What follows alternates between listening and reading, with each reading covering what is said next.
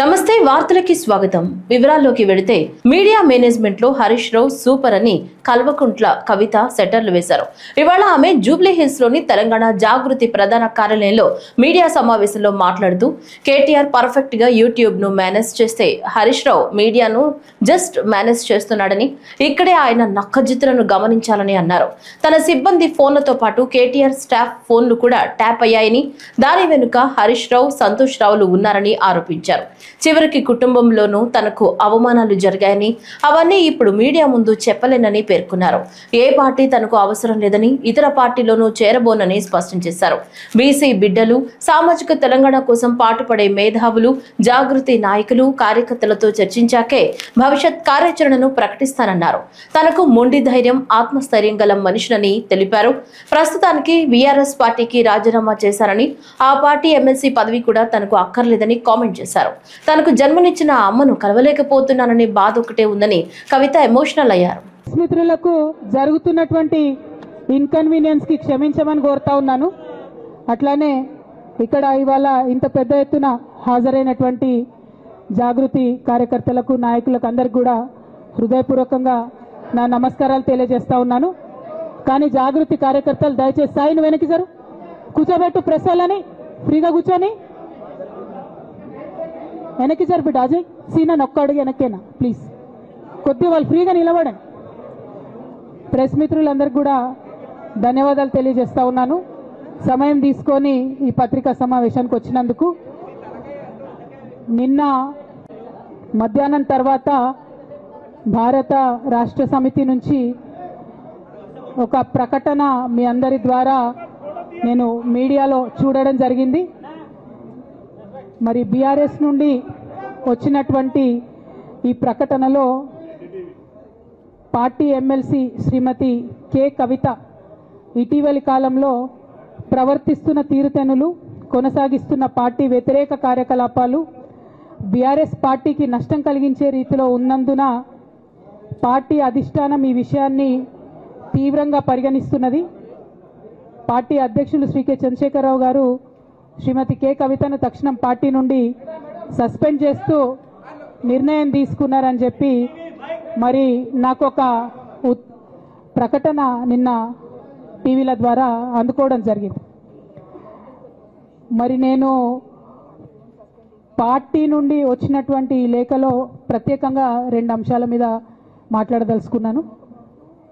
నేను అక్రమ కేసులు పెట్టి నా మీద తిహార్ జైల్లో 5.5 నెలల పాటు ఉండి బయటకు వచ్చిన తర్వాత నవంబర్ 23వ తారీఖు 2024 నుండి నేను ప్రజాక్షేత్రంలోకి వచ్చి అనేక కార్యక్రమాలు చేయడం జరిగింది.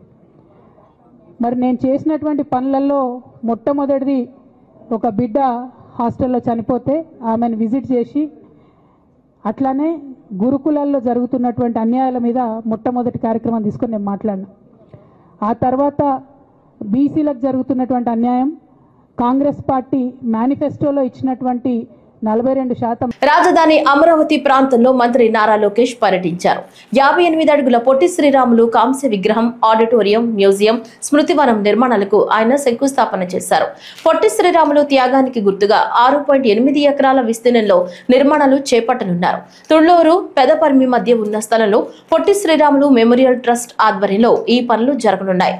ఈ కార్యక్రమంలో మంత్రులు టీజీ భరత్ నారాయణ, ఎమ్మెల్యేలు శ్రవణ్, కులికిపూడి శ్రీనివాస్, ఆర్యవైశ్య కార్పొరేషన్ చైర్మన్ డూండి రాకేష్ తదితరులు పాల్గొన్నారు.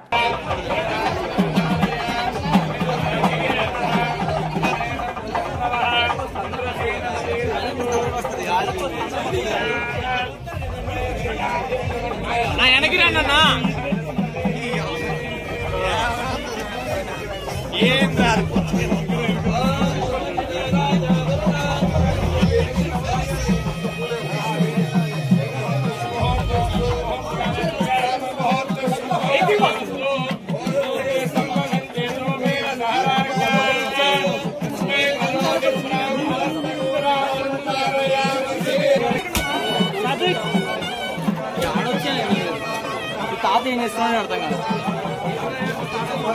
ఫోటో తీస్తున్నాడు.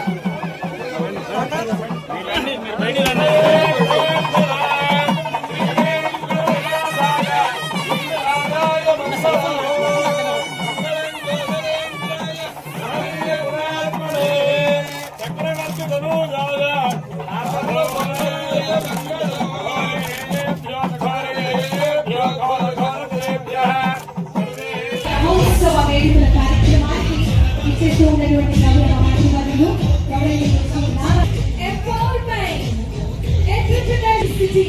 ఉద్యోగ ఉపాధి అవకాశాల విప్లవం నేటి సవాళ్లకు రేపటి అవకాశకాలుగా మార్చేసినటువంటి గౌరవ మంత్రివర్యులు విష్ణుని టీడీఆర్ బాండ్ల విషయంలో తాను ఎలాంటి అక్రమాలకు పాల్పడలేదని కపట నాటకాలాడుతున్న భూమన కరుణాకర్ రెడ్డికి దమ్ముంటే తనపై హైకోర్టులో పరువు నష్టం దావా వేయాలని రాష్ట్ర aquaculture development authority chairman Anam Venkata Ramana Reddy సవాల్ విసిరారు. తిరుపతి టీడీఆర్ బాండ్ల విషయంలో తాను చేసినవి ఆరోపణలు కాదని ముమ్మాటికి వాస్తవాలేనని మరోమారు స్పష్టం చేశారు. టీడీఆర్ బాండ్లపై కరుణాకర్ రెడ్డి అక్రమాలకు సంబంధించిన పూర్తి ఆధారాలు తన వద్ద ఉన్నాయని తెలియజేస్తూ తాడేపల్లి దొంగలైన శ్రీలక్ష్మి భూమనలు చేసిన మరికొన్ని అక్రమాలను కూడా అత్యంత త్వరలోనే బయటపెడతానన్నారు. వీటన్నింటిపై ముఖ్యమంత్రిని కలిసి ఈ అంశంపై సిబిఐ విచారణ జరిపించాల్సిందిగా కోరతానన్నారు. కరుణాకర్ రెడ్డికి దమ్ము ధైర్యం ఉంటే, నీతి నిజాయితీ ఉంటే మాట్లాడింది నేనే కదా, నా మీద హైకోర్టుకు పొమ్మను, పరువు నష్టం దావా ఏమను, నేను నిరూపిస్తాను. నేను చెప్తున్నాను ఈ రోజు కూడా, ఎవరు పల్లె, నేను టీడీఆర్ బాండ్ స్కామ్ లో నా డాక్యుమెంట్స్ అన్ని నేను ప్రెస్కి అందరికీ ఇచ్చిన డాక్యుమెంట్స్ చూస్తే ఏ విధంగా స్కామ్ జరిగింది, వేల కోట్ల రూపాయలు టీడీఆర్ బాండ్లు ఈడమైంది, ఎవడబ్బా సొత్తు. కాబట్టి వెంటనే దీని మీద సిట్ విచారణ జరగాలి. సిట్ విచారణ పూర్తిగా జరిగితే అన్ని విషయాలు బయటకు వస్తాయి. సో కరుణాకర్ రెడ్డి ఆయన ఏదో రెచ్చిపోతా ఉన్నాడు. నేను చెప్పేది ఒకటే, 100% దీని మీద చర్యలు ఉంటాయి, చర్యలు తీసుకుంటాం. సిట్ ఎంక్వైరీ కూడా నేను ముఖ్యమంత్రి గారిని స్వయంగా నేనే రిక్వెస్ట్ చేస్తాను. తిరుపతి టీడీఆర్ బాండ్స్ మీద నేను ఒకటే చెప్తున్నాను, నేను సాక్ష్యాలతో ఆ రోజు ప్రెస్ ముందర పెట్టా. ఒక్కసారి కాదు, 5-6 సార్లు నేను టీడీఆర్ బాండ్ల మీద మాట్లాడాను, కాగితాలు చూపించాను, డాక్యుమెంట్స్ చూపించాను, ఏ విధంగా చేశారో నిరూపించాను. సో నేనైతే తప్పు చేయలే. ఆ పేరుందా ఐఏఎస్ ఆఫీసర్ శ్రీలక్ష్మి గారు, కరుణాకర్ రెడ్డి గారు చెప్పారు, ఏం కరుణాకర్ అన్నా చేసింది నువ్వు, శ్రీలక్ష్మి ఏం పాపం చేసింది, నువ్వు చెప్తే సంతకాలు పెట్టిందేమో నా తెలియదు. కానీ నేను చెప్పేది ఒకటే, ఈరోజు నేను చెప్తున్నా, ఇద్దరు ఒకే ఇంటి దొంగలు, అవునా కాదా? ఇద్దరు ఒకే ఇంటి దొంగలు, ఇద్దరు తాడేపల్లి దొంగలు. ఈయన శ్రీలక్ష్మి కూడా తాడేపల్లి క్యాండిడేటే, కరుణాకర్ రెడ్డి తాడేపల్లి క్యాండిడేటే. మళ్ళీ ఇప్పుడు శ్రీలక్ష్మి గారు కూడా బయటకు వచ్చి ఈయనేం కొన్నాడో కూడా చెప్తే ఇంట్రెస్టింగ్గా ఉంటుంది కదా, మనకు కూడా చాలా విషయాలు బయటకు వస్తాయి కదా. శ్రీలక్ష్మి గారు కరుణాకర్ రెడ్డి డబ్బులు ఎక్కడెక్కడ పెట్టాడు, ఎక్కడెక్కడ సంపాదించాడు అనే విషయం శ్రీలక్ష్మి గారు కూడా చెప్తే బాగుంటుంది. ఇప్పుడు ఆమె విగ్గు పెట్టుకుందా, నీకెందుకు ఆడోళ్ళ గురించి విగ్గు పెట్టుకునేది? వాడికి బ్రెయిన్ దొబ్బింది కరుణాకర్ రెడ్డికి. నేను ఒకటే మాట చెప్తున్నా, కరుణాకర్ రెడ్డి కొంచెం లేడీస్ కోర్స్, నీకు ఈరోజు మొన్న వరకు ఆమె చేత నువ్వు పని చేయించుకున్నావు, తిరుపతిలో బ్రహ్మాండంగా డబ్బులు సంపాదించుకున్నావు. ఈరోజు ఆమె నీకు పెద్ద శత్రువు అయిపోయింది. కాబట్టి అక్కడనే నీ క్యారెక్టర్ ఏందో, నీ ఎటువంటి క్యారెక్టర్ గల్లోడువో ఆ ఒక్క ఇది చాలు, ఎగ్జాంపుల్ చాలు నీ క్యారెక్టర్ గురించి మేము చెప్పేదాన్ని. వైఎస్ఆర్ మెమోరియల్ అవార్డుల ఫంక్షన్ లో ఆసక్తికర సన్నివేశం చోటు చేసుకుంది. సీఎం రేవంత్ మాట్లాడుతుండగా ఏపీ పీసీసీ చీఫ్ షర్మిల కార్యక్రమం హాల్లోకి వచ్చారు. దీంతో షర్మిల గారిని వేదికపైకి రావాల్సిందిగా నేనే స్వాగతిస్తున్నా, నా కుర్చీ ఉందమ్మా, వచ్చి కూర్చోవచ్చు అని రేవంత్ నవ్వుతూ అన్నారు. అందుకు షర్మిల సహా హాలులో ఉన్నవాళ్లు కూడా చిరునవ్వులు చిందించారు. కాగా షర్మిల అభిమానుల మధ్యలోనే కూర్చున్నారు. షర్మిల గారిని వేదిక మీదకి రావాల్సిందిగా నేనే స్వాగతిస్తున్నా. నా కూర్చుందమ్మా, కూర్చోవచ్చు, రండి. అంటే నేను అడిగినప్పుడు ఇక నువ్వేం పని చేయాల్సిన పని లేదు, నేను అన్నీ చూసుకుంటాను. నేను నవ్వి చెప్తా ఉంటాను, ఈ తరానికి ఒకే రాజశేఖర్ రెడ్డి, ఒకే కేవీపీ రామచంద్రరావు ఉంటారు, ఇంకా ప్రత్యామ్నాయం ఎవరు ఉండరు అని.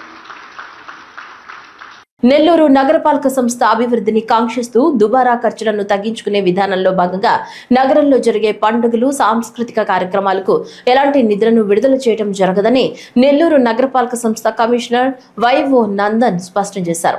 కార్పొరేషన్ నుంచి పారిశుద్ధ్య నిర్వహణ, త్రాగునీటి సరఫరా అంశాల్లో మాత్రమే ఇతరత్ర కార్యక్రమాలకు ఇక నుంచి సేవలను అందించేలా నిశ్చయించుకున్నామని వెల్లడించారు. అనూహ్యమైన అభివృద్ధి పనుల నిర్వహణ కోసం అవసరమైన నిధులను పన్నుల ద్వారా మాత్రమే సమీకరించగలమని, ప్రజలందరూ తమకు సంబంధించిన పన్నులను సకాలంలో చెల్లించి నగరాభివృద్ధిలో భాగస్వాములుగా సహకరించాలని కోరారు. ప్రజా ప్రయోజన కార్యక్రమాలు, నగరాభివృద్ధి పనులను నిరంతరం నిర్వహించేందుకు ప్రజల నుంచి పన్నుల రూపంలో వసూలు చేసిన నిధులను ప్రణాళికాబద్ధంగా వినియోగిస్తున్నామని వివరించారు. కార్పొరేషన్ ఇక నుండి ఈ ఫెస్టివల్స్ అండ్ ప్రోగ్రామ్స్ ఏవైతే ఉంటుందో వీటికి ఖర్చు చేయడానికి ఇటువంటి శాంక్షన్స్ భవిష్యత్తులో ఇచ్చేందుకు అవకాశం లేదని చెప్పి పట్టణ ప్రజలందరికీ, నగర ప్రజలందరికీ విజ్ఞప్తి ఏంటంటే, మీరు చెల్లించాల్సినటువంటి ఇంటి పన్ను బకాయిలు కానివ్వండి, నీటి పన్ను బకాయిలు కానివ్వండి, అదేవిధంగా యూజరీ కనెక్షన్స్ సంబంధించిన బకాయిలు, వేకెంట్ ల్యాండ్ ట్యాక్స్ సంబంధించిన బకాయిలన్నీ కూడా సకాలంలో చెల్లించి నగర అభివృద్ధికి తోడ్పడాలని చెప్పి మిమ్మల్ని అందరికీ విజ్ఞప్తి చేస్తున్నాను. మనం ఏదైతే గత కొన్ని సంవత్సరాలు చూసినట్లయితే నెల్లూరు కార్పొరేషన్లో మనము ప్రతి ఏటా కోట్ల రూపాయలు పండుగలకని, ఫెస్టివల్స్ కని ఖర్చు పెడుతూ ఉన్నాం. ముఖ్యంగా 2023-24 సంవత్సరంలో చూస్తే దాదాపు 2 కోట్ల రూపాయలు ఖర్చు పెట్టాం. 24-25 ఆర్థిక సంవత్సరంలో దాదాపు 2,74,00,000 రూపాయలు ఇప్పుడు పేమెంట్ చేశాం. ఇంకా చేయాల్సింది కూడా ఉంది. అంటే దాదాపు 3 కోట్ల రూపాయలు 24-25 ఆర్థిక సంవత్సరం చేశాం. అదేవిధంగా 25-26 సంవత్సరం చూసుకున్నట్లయితే ఇప్పటికే 4,68,00,000 రూపాయలు శాంక్షన్స్ ఇవ్వడం జరిగింది. అందులో ఇప్పటికి పేమెంట్ చేసినవి సుమారు 1,20,00,000 రూపాయలు. అంటే ఈ విధంగా మీరు చూస్తే సంవత్సరానికి ఒక అవధి లేకుండా ఈ పండగలు వీటి మీద పెట్టేటువంటి ఖర్చు పెరిగిపోతూ ఉంది. ఇది కార్పొరేషన్ పైన అదనపు భారంగా ఉంటూ అభివృద్ధి వైపు చెల్లించాల్సిన నిధులు కాస్త ఇటువంటి ఈ ఫెస్టివల్స్ ప్రోగ్రామ్స్ మనం ఎక్కువగా ఖర్చు పెడుతూ ఉన్నాం. దీన్ని ప్రజాప్రతినిధులు మరియు అధికారులందరూ కూడా ఒక ఆలోచన చేసి ఉన్నటువంటి పరిస్థితుల దృష్ట్యా కార్పొరేషన్లో మనకు అభివృద్ధే ప్రధానం కాబట్టి కార్పొరేషన్ ఇక నుండి ఈ ఫెస్టివల్స్ అండ్ ప్రోగ్రామ్స్ ఏవైతే ఉంటుందో వీటికి ఖర్చు చేయడానికి తాత్కాలికంగా ఇటువంటి శాంక్షన్స్ భవిష్యత్తులో ఇచ్చేందుకు అవకాశం లేదని చెప్పి దయచేసి అందరూ కూడా పెద్దలు, ఈ పుర ప్రముఖులు, ప్రజాప్రతినిధులు అందరూ కూడా ఈ విషయాన్ని గమనించి వారు కూడా సహకరించాలని చెప్పి ఇక నుండి ఎటువంటి ఫెస్టివల్స్ ప్రోగ్రామ్స్కి కార్పొరేషన్ నుంచి శానిటేషన్, వాటర్ సప్లై అది కార్పొరేషన్ బాధ్యత. ఖచ్చితంగా శానిటేషన్, వాటర్ సప్లై కార్పొరేషన్ బాధ్యత తీసుకొని చేస్తుంది.